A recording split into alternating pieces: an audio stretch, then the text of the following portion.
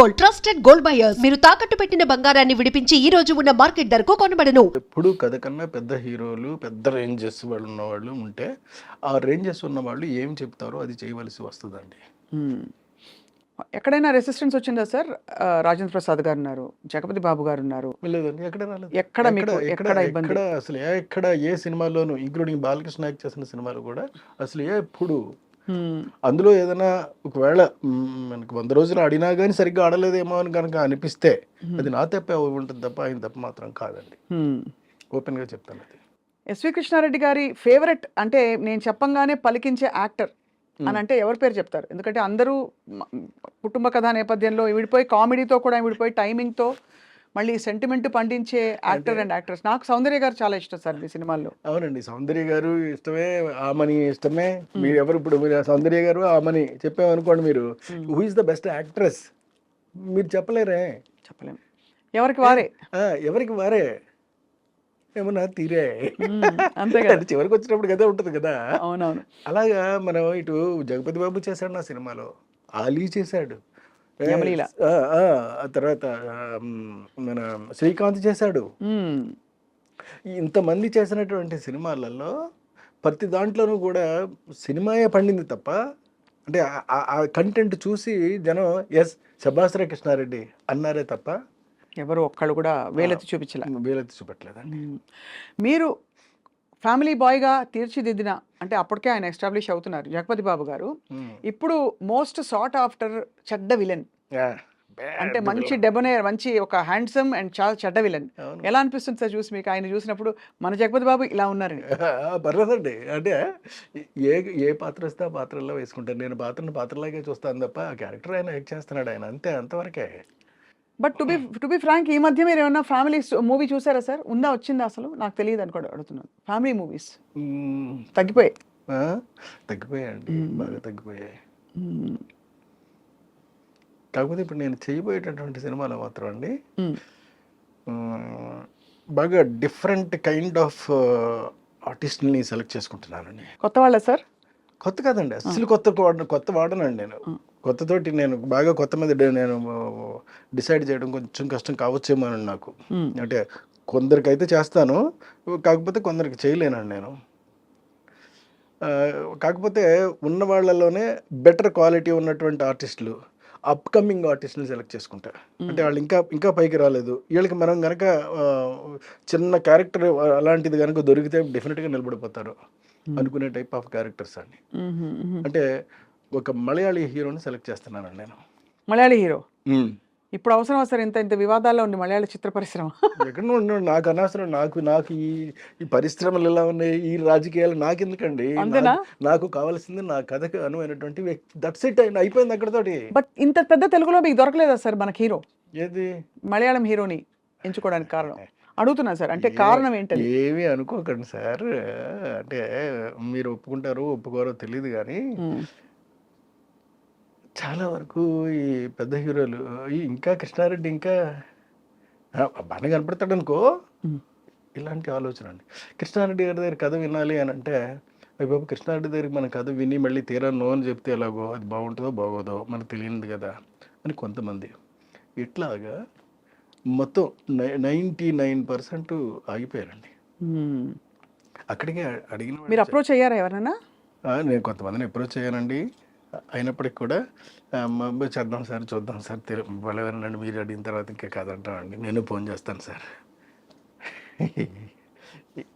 మరి అంటే ఇంకేం మాట్లాడతాం.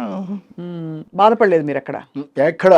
ఎక్కడ ఏమండి, శాస్త్రి గారు 4 పదాల్లో చెప్పాడండి. దేహం ఉంది, యుక్తి ఉంది, శక్తి ఉంది, నెత్తురు ఉంది, ఇంతకన్నా సైన్యం ఉండునా అని. దాన్ని మనకి చేతనైతే ఏంటి, అంతే కదా. అంతే. మనకి చేత కాకపోతేనండి, చేతకాని పని మనం వెళ్ళి చెయ్యమండి, చెయ్యం. చేతనైంది మాత్రం చేయటం మానం, చేసే తీరుతాం. సో అందువల్ల మనకి యాక్టింగ్ పొటెన్షియల్, అంటే కథల్ని బాగా నమ్మే పరిశ్రమ ఎవరంటే మలయాళం వాళ్ళు నమ్ముతారు. సో మలయాళం నుంచి నేను ఒకళ్ళని తెచ్చుకుంటున్నానండి. ఒక హీరోనే పట్టుకొస్తాను డైరెక్ట్గా. ఒక హీరోయిన్‌ని 'త్రిబుల్ ఆర్'లో చేసినటువంటి ఇంగ్లీష్ హీరోయిన్ పట్టుకొస్తున్నానండి.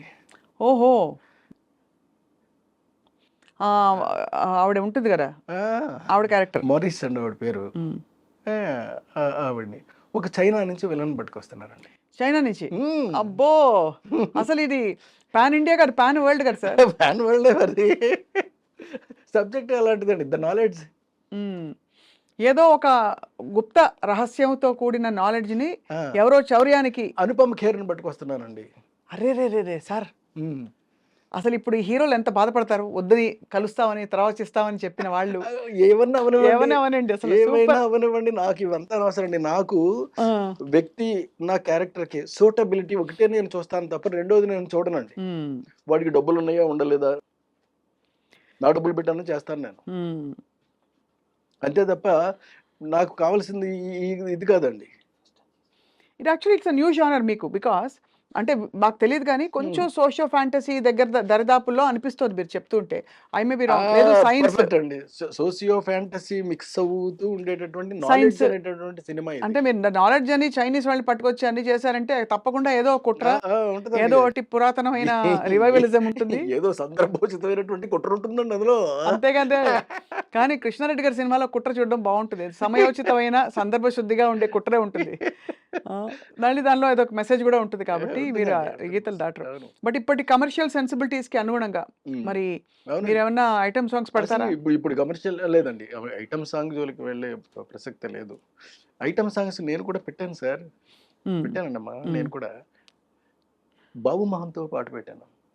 అంటే నేను రొటీన్‌గా ఆలోచించలేను. అంటే ఎవరో ఒక అమ్మాయిని తీసుకొచ్చేసి, ఆ అమ్మాయి అందచందాలను చూపెడుతూ మనం సాంగ్ తీసేద్దాము అనేటటువంటి ఆలోచన నేను చేయలేను. అదేనా సార్ మన సౌందర్య గారితోటి? సౌందర్య గారితోటి 'బాబు మోహన్' ఆ పాట చినుకు చినుకు సెన్సేషనల్ హిట్. అందెలతో చిటపటి చిరు సవ్వడితో చిరుపులు అదే కదా? అదే. మరి అది ఏకంగా అది సెపరేట్ సాంగే గదా! అంతే. కానీ అది తెలీదు అలాగా. అంతే కదా సార్. ఆయన 'బాబుమోహన్' గారు ఎంత పొంగిపోయారు సార్ ఆయన ఇంటర్వ్యూ ఆ! చేసినప్పుడు ఈ పాట మీరు అవును. పెట్టించారని ఆయనకి. ఆయన మీద ఒక హోల్ సాంగ్ సీక్వెన్స్ పెట్టడం అనేది. హ్మ్. ఎక్కడికో వెళ్ళిపోయిందండి అది. అవును. సార్ మధ్యలో ఈ క్రమంలో మీరు ఇంత ఆల్మోస్ట్ మీకు అజాతశత్రువు అంటారు కదా! మీకెవరు గిట్టని వాళ్ళు ఎవరు ఉండరు. రాజేంద్ర ప్రసాద్ గారికి మీకు గ్యాప్ వచ్చిందా సార్? మధ్యలో మీరిద్దరు ఏమన్నా మాట చిన్న మనస్పర్ధలొచ్చాయా? ఏముంటాయిలెండి అలాంటివి చిన్న చిన్నవి ఉంటాయి. అంటే ఎందుకొచ్చింది సార్ అసలు? అంటే ఆయన చాలా మంచి ఆయన, మీరు చాలా మంచివారు కదా సార్. అయ్యో! మంచితనం అయినప్పటికీ కూడా చిన్న చిన్నవి ఉంటాయండి. ఇంకా అవన్నీ ఇప్పుడు ఎందుకు మళ్ళీ తిరిగి అంటే నేను అలాగే అనుకున్నాను సార్. కానీ మా ప్రవీణ్ తప్పకుండా ఇది అడిగి తీరాల్సిందే అని చెప్పాడు. ఆ! ఎందుకంటే మాది కూడా ఇప్పుడు అంటే ఈ ఇంటర్వ్యూ కూడా మాకు ద నాలెడ్జ్ సార్. కాదండి. రాజేంద్ర ప్రసాద్ చాలా మంచివాడండి. హ్మ్. మంచివాడు కాబట్టే నా హ్మ్. ఆర్గానిక్ మావకొచ్చేటప్పుడు కూడా చేసాడు మళ్ళీ. హ్మ్. ఇది నాకు ఈ సమస్య మాయిలోటప్పుడు వచ్చిందండి. హ్మ్. మాయిలోడినప్పుడు వచ్చింది కదా! అలాగని చెప్పేసి ఏమీ ఆగలేదు హ్మ్. తర్వాత. తర్వాత నేను నేను సినిమాలు చేయలేదండి ఆయనతోటి. తర్వాత ఏదో సరదా సరదాగానో ఏదో అలాంటి సినిమా ఒకటి చేశాను. అప్పుడు కూడా ఆయన చేయడానికి సిద్ధపడ్డాడాయన. హ్మ్. కానీ మీది భలే కాంబినేషన్ మీ ఇద్దరిది. ఆ! చాలా మంచోడండి మనిషి. మంచోడు. కాకపోతే చిన్న ఏంటంటే చిన్న ఇబ్బంది ఒకటి ఉంటదండి. చిన్న హ్మ్. ఇగోనెస్సో ఇంకోటో ఉంటాయి. హ్మ్. బతిమాలుకుని చేయించుకోవాలే తప్ప హ్మ్. హ్మ్. అదే. సో, యాక్చువల్లీ మీకు పెద్ద సవాలే. మామూలుగా కూడా ఆ! అంటే అందరికీ చే చెప్పి చే మీకు చే కావాల్సినట్టు చే చేయించుకోవడం అన్నది. చేయించుకోవాలి. బట్ అంత తప్పదండి. ప్యాషన్‌తో ఎన్ని సినిమాలు, ఎంత మంచి సినిమాలు తీశారు హ్మ్. కృష్ణారెడ్డి గారు మీరు. అండ్ అన్ని హిట్లు, అన్ని గొప్ప పేరు తెచ్చుకున్నాయి. అవార్డ్స్ తెచ్చుకునే సినిమాలున్నాయి. అసలు 'యమలీలలో' అలీ గారిని పెట్టాలి హీరోగా అని ఎంతమందికి స్ఫురిస్తున్నాడు ఆ టైంలో? ఉండదు ఎవరికీ. అంటే అప్పటికి నేను బాగా ఎదిగి ఉన్నానండి. ఇప్పుడేంటంటే అప్పుడు చాలామంది నాకు పెద్ద పెద్ద వాళ్ళు కబుర్లు చేశారండి. పెద్ద హీరోలు. హ్మ్. ఈ అదేదో ఆలీని పెట్టి చేస్తున్నారట కదా మీరు. మేము చేస్తామండి అది అలాగని. ఇవే ఇప్పుడు అంటే ఇప్పుడు వేరే పెద్ద హీరోలు. ఇప్పుడు మళ్ళీ కలుస్తామని చెప్పిన వాళ్ళు. బట్ అప్పుడు వేరే పెద్ద హీరోలు. అప్పుడు వేరే పెద్ద హీరోలండి. కానీ చెప్పారా మీకు? అలీ ఆ! గారిని కాదు నేను జాయిన్ చేస్తా అని? చేస్తామని చెప్పారండి. హ్మ్. చెప్పినా సరే నేను అలా కాదు. అది ఆలీ అయితేనే పండుతది ఆ సినిమా హ్మ్. అని. అంటే సరే మీ ఇష్టం మీది అని చెప్పారు. హ్మ్. ఆఖరికి సౌందర్య కూడా చెయ్యను అని చెప్పిందండి. హ్మ్. చేయనని చెప్పిందండి. నేను నేను అలీ అంటే అలీ అంటే గారి అడ్వాన్స్ తీసుకున్న తర్వాత చేయనని కూడా చెప్పేసిందండి. సినిమా చేయను. 15 రోజులు టైం ఉందండి. నేను హ్మ్. చేయను అలాగని. చేయకపోతే మానేయమ్మా. ఆ! ఎందుకు చేయవో నేను తెలుసుకోవాలి మరి, ఎందుకంటే 15 రోజుల్లో ఉంది కదా మరి. మరి అయితే లేదండి, పెద్ద పెద్ద హీరోలందరూ కూడా ఇలాగా ఆలీ పక్కన చేస్తున్నాం ఏమిటి అని చెప్పి కొంచెం హెసిటేట్ చేస్తున్నారండి అని చెప్పింది. సరే పాపం, సర్లే తప్పే ఉందమ్మా, నీ నీ నీ భవిష్యత్తు నువ్వు ఆలోచించుకోవాల్సిన అవసరం మాత్రం డెఫినెట్గా ఉంది, నువ్వు ఆలోచించుకో, ఏం ఇబ్బంది లేదు, నేను వేరే హీరోయిన్ పెట్టేసుకుంటానులే అని చెప్పి వెళ్ళి ఇంద్రజని ఫైనలైజ్ చేశానండి. ఏంటి సార్? ఇంద్రజని, ఇంద్రజ గారు ఇంద్రజని ఫైనలైజ్ చేసి, అప్పుడు ఏదో చిన్న బేబీలా ఇట్లా ఉంటే ఆ లైట్ వేయండి అని చెప్పాను. ఏదో షూటింగ్లో ఉందండి ఇంద్రజ, లైట్ వేస్తే చూసి అమ్మాయి బాగుంది ఓకే అని చెప్పాను. అంటే నేను ఆలోచించాలి ఫేస్ వరకే కదా, నేనేమి అంటే స్ట్రక్చర్లు చూసి ఇవన్నీ చూడవలసిన అవసరం నాకు లేదు. ఎప్పుడు అసలు మీరు ఒక అది అంటే కన్సిడర్ చేయలేదు సార్, ఫిగర్ ఎలా ఉంది? ఎప్పుడు ఫిగర్ గురించి నేను పట్టించుకోనండి, ఫేస్ మాత్రం పట్టించుకుంటాను, చాలా ఎక్కువ పట్టించుకుంటానండి. ఎంతలాగంటే నేను బాగా అంటే బాగా డీపర్గా వెళ్ళిపోతానండి. అంత పర్ఫెక్షన్ వస్తుందా రాదా, ఎక్స్ప్రెషన్ అంటే కళ్ళతోటి చెప్పేది ఉంటుందండి, చిక్స్తో చెప్పేది ఉంటుందండి, నవ్వుతో చెప్పేది ఉంటుందండి, ఇట్లా రకరకాలుగా ఉంటాయండి, నొసలతో చెప్పేది ఉంటుందండి. ఇవన్నీ పలుకుతాయా పలకవా అని మాత్రం చెక్ చేసుకుంటానండి. చేసుకున్న తర్వాతే నేను ఓకే చేస్తానండి. సో అలా ఇంద్రజ గారిని అంటే కాకపోతే మరి కొంచెం ఇలా లావుగాను ఇలా ఉంటే ఇప్పుడున్నటువంటి టర్మ్స్కి కరెక్ట్ కాదు కాబట్టి కాస్త స్లిమ్గా కాస్త బాగా ఓకే ఇలా ఉన్నా, బట్ ఫేస్ మాత్రం చాలా ఎక్స్ప్రెసివ్గా ఉండాలండి. మళ్ళీ గుడ్గా ఉందా బ్యాడ్గా ఉందని కూడా నేను చూడనండి, ఎక్స్ప్రెసివ్గా ఉండాలి అది. అంటే చెప్తా ఉంటే చాలండి, చిన్న చిన్న అంటే ఇప్పుడు చూడండి, ఇప్పుడు నేను మీతో మాట్లాడుతున్నాను, నేను మాట్లాడుతూనే చిన్న చిన్న ఎక్స్ప్రెషన్స్ మీకు పలుకుతూ ఉంటాయి. అవును, అలా పలకాలండి. గ్రేట్ సార్, చాలా బాగుంది. అయితే మీరు ఇంద్రజ గారిని తీసుకొచ్చినాక మళ్ళీ ఎలా? ఇంద్రజ గారిని తీసుకొచ్చిన తర్వాత మళ్ళీ తర్వాత మాయిలోడి సినిమా కంప్లీట్ అయిపోయిందండి. తర్వాత ఎమ్మెల్యేల సినిమా కంప్లీట్ అయిపోయింది. అయిపోయిన తర్వాత శుభలగ్నం సినిమాకి వచ్చినప్పుడు సౌందర్య ఫోన్ చేసి, సార్ నేను ఒక చిన్న తప్పు చేశాను, నేను రెక్టిఫై చేసుకునే ఛాన్స్ కోసం నేను చూస్తున్నాను సార్, మీరు అవకాశం ఇస్తే. అదేంటమ్మా అంత మాట అన్నావు నువ్వు, అదేంటి నీ సొంత అన్నయ్య లాంటి వాడు నేను, చెప్పమ్మా నీకు ఏం కావాలో చెప్పు అంటే, లేదండి మీ సినిమాలో నేను కనీసం నిలబడినా సరే సరిపోద్ది, సౌందర్యం ఉంది అనేటటువంటి చిన్న పదం వినిపిస్తే చాలు నాకు. అలా సరేనమ్మా, నేను ఏదో ఒకటి చేస్తానులే అని చెప్పి అప్పుడు ఈ సాంగ్ చేశానండి బాబు మోహన్ పక్కనే. మరి బాబు మోహన్ పక్కన చేస్తావా అని కూడా అడిగానండి.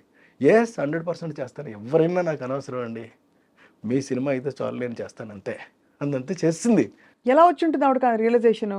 అంటే ముందు వద్దనుకున్నప్పుడు అప్పుడు ఏంటంటే, అప్పుడు తన మెదడులోనో మనసులోనో మొత్తం మీద ఈ బయట నుంచినటువంటి చెప్పిన మాటలన్నీ కూడా బాగా ఎక్కాయి. అంటే పెద్ద హీరోలు ఉంటేనే కానీ చేస్తే చిన్న హీరో మరీ ఆలీ లాంటి చిన్న హీరో మీద చేయటం ఏంటి అలాగని కోట కూడా మానేశాడండి.